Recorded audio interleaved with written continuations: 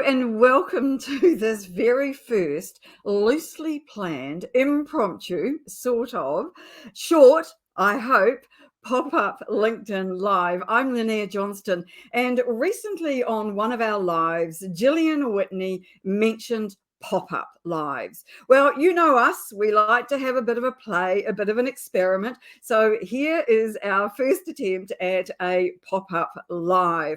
Now, we don't know whether anybody will be joining us. If so, please do say hi in the comments.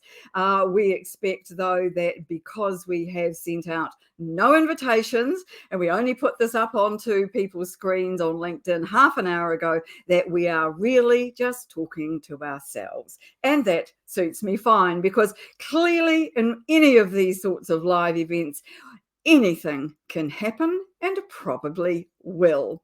But today I wanted to talk to you about what I consider to be the most important of the new features for LinkedIn in 2024. Now, there have been more than 140 changes, updates, and new features in this time. We're at the end of June, just about, and so 6 months worth of new changes and new features and things that have been retired as well. So when I wanted to go through them and have a look and see what I thought were the most important ones, these are the ones I came up with. Well, to be honest, I tried to come up with 10, but really I couldn't find 10 that were worth talking about, and so I had to cut it back to 5. So we're going to be talking about these particular changes in the next few minutes, and I promise it will only be for a few minutes. And we're going to start with talking about the services section and how it has changed this year, and with the about section alongside it. So here's what I've got to show you about that. LinkedIn moved our about section back to near the top of our profiles. It had been languishing down above our experience section, but now it's back where it belongs. You can have 2,500 characters here, so it makes it a very good place to tell your professional story. Plus, it also allows you to add your top 5 skills. Now, along with the move back to the top of the about came the services section, which had been hidden one layer down, but now it is front and center right underneath about. And if you have a premium account or above, then you can also display other content here too. As you can see in my services area, I've got 3 pieces of media. I've got a short line about what I do, and I have 10 different services listed that I offer. But here is the gold, and it is this: the reviews. Because reviews sit in the services section, few people have any of these 5-star reviews. So if you do, or you're planning to, this is a really good place to display them, because the most recent one of the reviews that you've received will sit right here at the front. Now, if you're going to be asking people for reviews, do make sure that you ask for a 5-star review. Nobody wants to be down at 4.8 or 4.7 in their reviews. But the services section is really well worth spending time on adding good content to if you are in B2B. The other point to make about invites for reviews that you should know about is that once somebody has supplied a review for you, you cannot take it down. So that's another reason to make very sure that whoever you are asking to write a review for you gives you those 5 stars.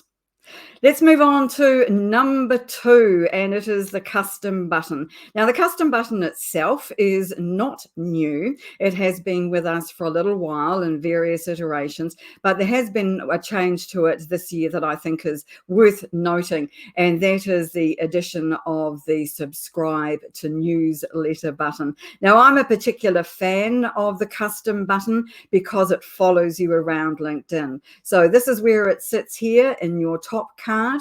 This is where it shows in your profile intro, and at the bottom here you can see it sitting at the top underneath my headline at the top of a post. Now, the downside of the custom button is that you need to have premium, and a lot of features on LinkedIn are now going in that general direction.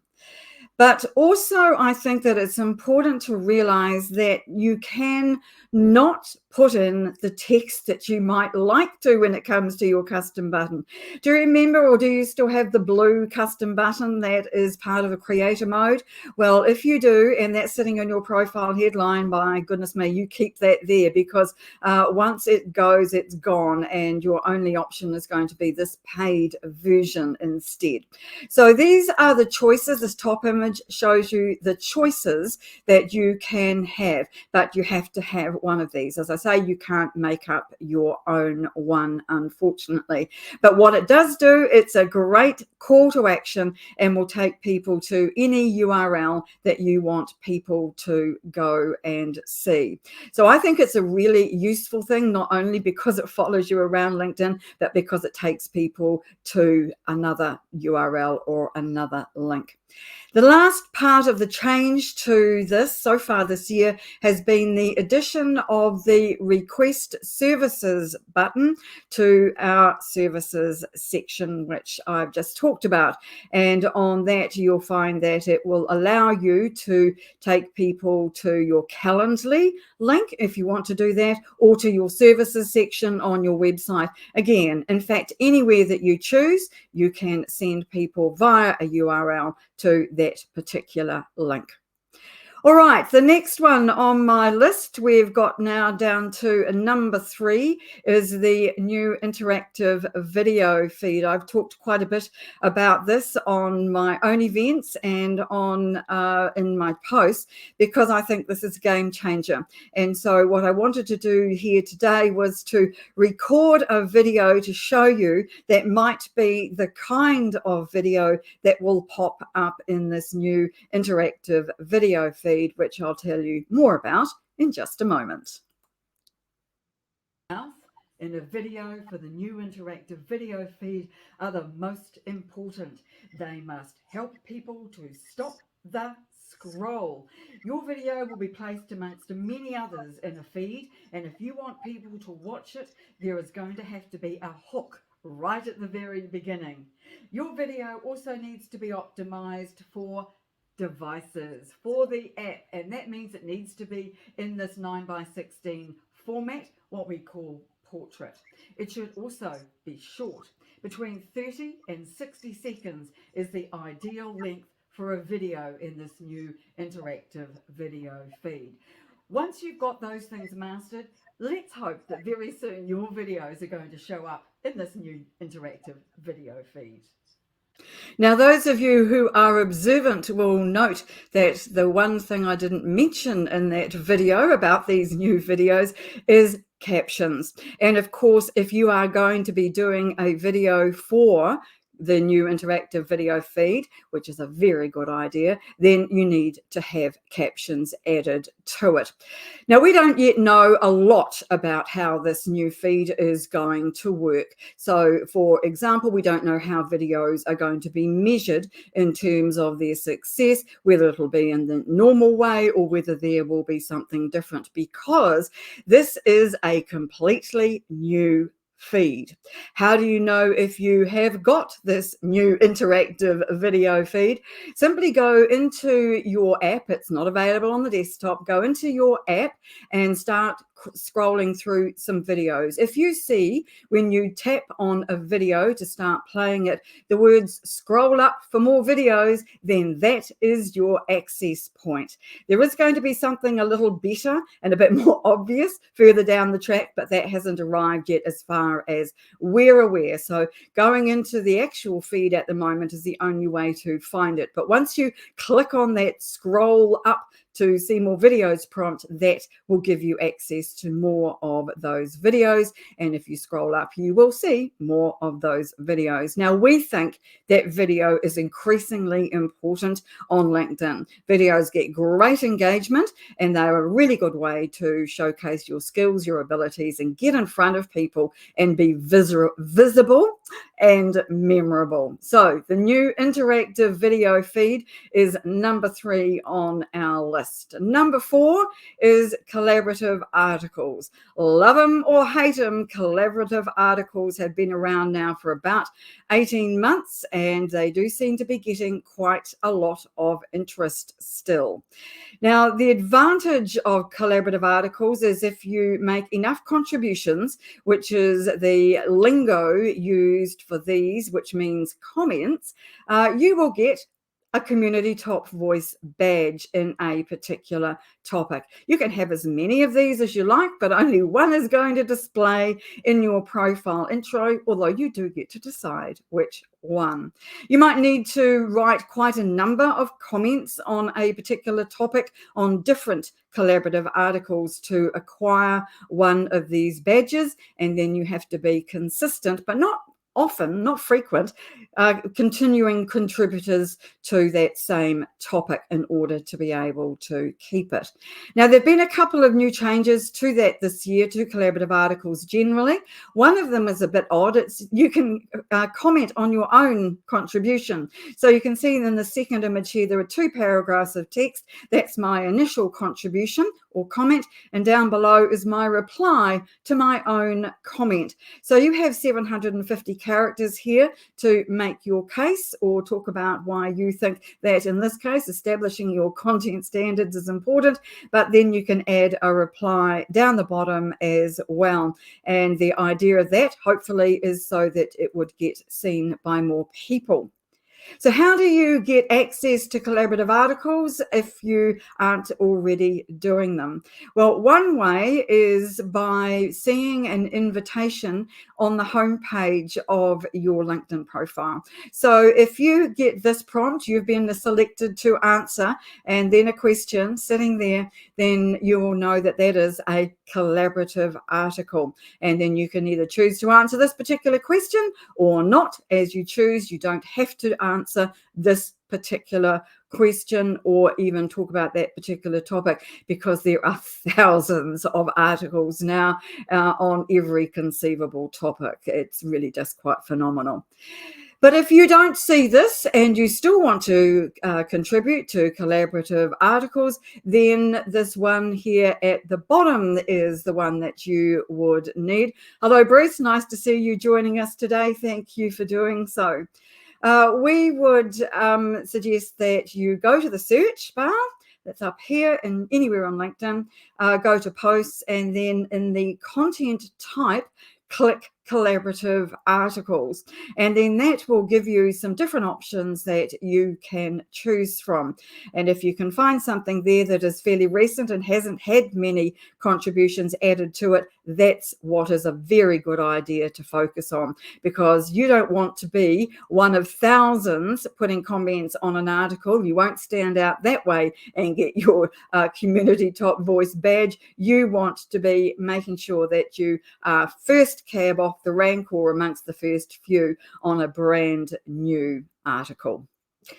Right, we're on to number 5 here. I promised I would keep this short, and I am doing my best. The last one on my list for the new features so far this year is premium for LinkedIn company pages.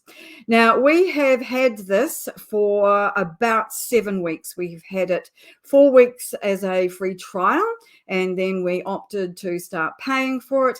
And now we've had that for another 3 weeks. And I'll show you what the results of that have been in a moment. But I just want to show you here what it will give you, a couple of features that it will give you. Look, there's not a lot of features with this at this point. I think they'll roll them out as time goes on, but there are a few that you might not see anywhere else and you might find useful. The first is this testimonial that you can see there.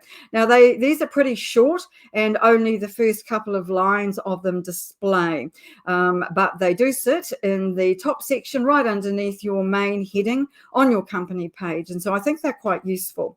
Where I do have real trouble with them, though, is in their authenticity, because while I asked Roy Kowalski whether it was okay to say this and to put this on our company page, he did not write those words. He did not upload this from his profile and add it here. What I did was I wrote it and I added a photo of him and had added his name. So tell me where the authenticity is of that.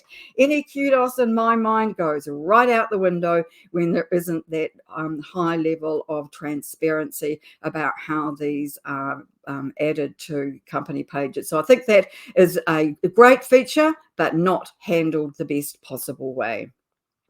And the second new feature is who's visited your page. Each day, LinkedIn will share with you one person who has visited your page that day or in that last 24 hours. Now, sometimes those people are useful, sometimes they're not, sometimes they've connected to you, sometimes they haven't, sometimes they've followed your page, sometimes they haven't. So the idea is that you might not otherwise know these people have visited your page, and if you want to, you can follow up with them.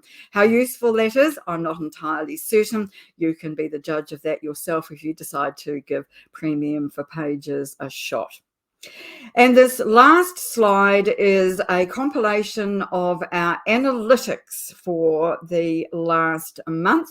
And you can see across the board, it's red everywhere except down the bottom here under newsletters. So in other words, every single metric for which LinkedIn is measuring us on company pages is down on the previous month, despite us paying for pages. Now, I'm not at all happy about that. Usually when there's a new feature, the algorithm will give it a bit of a nudge. It doesn't seem like that is the case here. Yes, it's nice to have a bit of an upswing in people looking at our newsletters and subscribing. That's lovely. But frankly, it is not enough for the cost of the premium fee, which for us is 150 New Zealand dollars a month. So will we be keeping it? Quite frankly, it is unlikely. We'll give it one more month to see if there are any other suggestions, ideas, or new features that come our way with it. And if not, I'm afraid we won't be bothering anymore. So those are our top 5 new features for LinkedIn for 2024 so far this year. No doubt there'll be a lot more to come later on. So thank you very much indeed for joining us today. If you have in fact joined us live, thank you so much. As I said at the beginning, this is impromptu. We only put the post up half an hour before we started, so we have no idea how well this will go or quite how many people have watched it. At least I can't see that, but I can see a few people in the comments saying hello. So thank you so much for joining us if you have joined us today on the live event. We will probably do these pop-up lives more because we think they're quite fun, they're quite short, and for that we should all be grateful. So thanks so very much today for joining us, and we will see you again very soon. Bye for now.